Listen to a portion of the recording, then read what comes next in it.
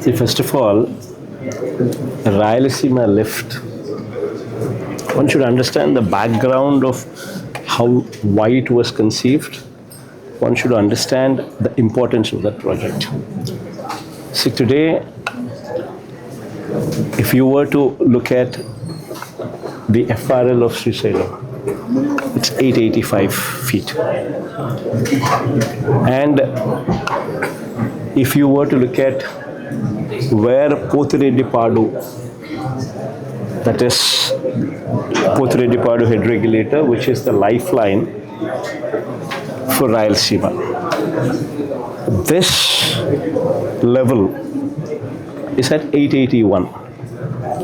So only when you have a water level at 881, you would have the design discharge of 44,000 cusecs flowing through the Pothiredi-Padu head regulator, which in turn, this water, when it flows through Pothiredi-Padu head regulator, would suffice the needs of Rayalaseema and Nellore districts. The entire Rayalaseema and Nellore district are dependent on the Pothiredi-Padu head regulator, which gets operational only at 881 meters when the water reaches 881 feet. Whereas 885 feet is the FRL of Srisailam reservoir. Now this is the background. And now if you were to see the plight of affairs the state is reeling under, if you were to check the last 20 years record, maybe for 3-4 years at best, you would have a situation where the water is flown through Pothiredi-Padu and the allocated quota of water reached the downstream riparian districts. Out of 20 years, only 3-4 years at best. This is the situation. While the situation continues to be like this, where the flood days every year are being reduced. Today you have only 20-30 days of flood at best per annum. While this situation continues to exist, on the other hand, you have in Telangana lifts which are operating at 800 feet. You have Kalvakurti expanded, Kalvakurti, which is a 25 TMC capacity plant, where without approvals they have expanded to 45 TMC. You have SLBC at 825 feet, which is another 40 TMC capacity.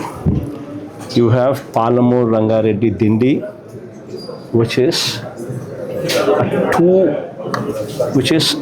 a lift capacity of 2 TMC per day. Every day it has the capacity to draw 2 TMC of water per day, which also operates at 800 feet. Then you have, before the water reaches Srisailam, from Jurala itself, you have Bhima, Netampadu, Koil Sagar lifts, which is approximately 1 TMC capacity, which even before the water reaches Srisailam, from Jurala itself, the water is diverted.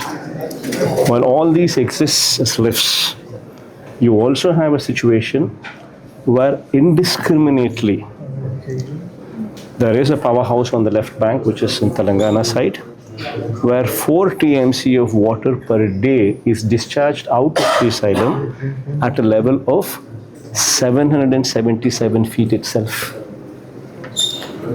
So you have almost 8 TMC of water which is being discharged out of Srisailam at a level of 777 to 825 feet itself.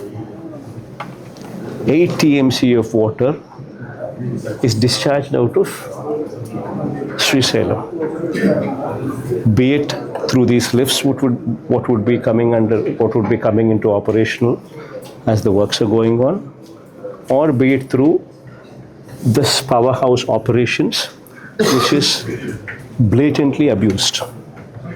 Now, if this were to be the case, 8 TMC of water, if 8 TMC of water were to be drawn out of Srisailam every day, then you tell me, when will the water reach 881 feet? On how many days you would have a situation wherein Pothredipadu head regulator would be in operation? And what is the plight of the riparian districts underneath Pothredipadu, which would be operational only when you have water beyond 881 feet available? So this is the situation. And in this situation, to correct the odds, what we are doing is, Rayalaseema lift is conceived at 800 feet, wherein which has a capacity to draw out 3 TMC of water per day. This is not a new project. The waters drawn out of Rayalaseema lift, the 3 TMC capacity, which would be functional at 800 feet, is only going to supplement the requirements of Pothredipadu. The water is going to be drawn out and poured into the Pothredipadu canal itself.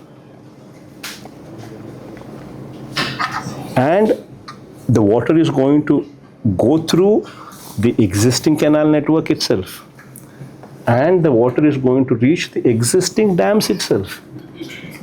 No fresh dams are conceived. The water is going to flow only through the existing canals, reach the existing reservoirs which have already been in existence for decades. So this is not a new project. So one should not, make an issue of this where there is no issue. It is being conceived, it is being done as an insurance. If this insurance were not to be in existence, then this indiscriminate use of powerhouse will never cease to exist. It's a capacity which is made available as an insurance. And this is very much required considering the situation. Whereas Chandrababu Naidu, who has least compassion for farmers or least compassion for Rayalaseema area, is making a mockery of this. In fact, the Chief Minister of Telangana, there is a Congress Chief Minister. Unfortunately, look at the contradiction here. Telangana Chief Minister, who is a Congress Chief Minister, makes a statement in the Assembly saying that because of his good equation with Chandrababu Naidu, and upon his request, Chandrababu Naidu conceded and gave away Rayalaseema lift project, considering the relationship between the two of them, is what an open statement a Congress Chief Minister makes in the well of the House, in the Assembly. And Chandrababu Naidu and his irrigation minister here ratify the statement rather than disputing the statement, rather than showing Rayvanth Reddy in bad light and saying, Rayvanth Reddy, whatever you're saying is false and wrong, rather than saying that, Chandrababu Naidu and his ministers say, Rayalaseema irrigation project is waste. What nonsense is this? When this is the significance of this project, when this is the importance of this project, and everybody within the state of Andhra Pradesh is fully aware of the significance of the state, of this project, this man is so irresponsible and considers his relationship with Rayvanth Reddy more important than the interests of the farmers within the state of Andhra Pradesh. In fact, if this project were to be operational, this would be an insurance for the waters to Rayalaseema. And if Rayalaseema gets the allocated sufficient water, then the dependence on Godavari waters which are coming into Krishna need not be taken to Rayalaseema. They can be used to stabilize the Krishna Delta here itself. So this is a project which is very important for the state, not only Rayalaseema alone.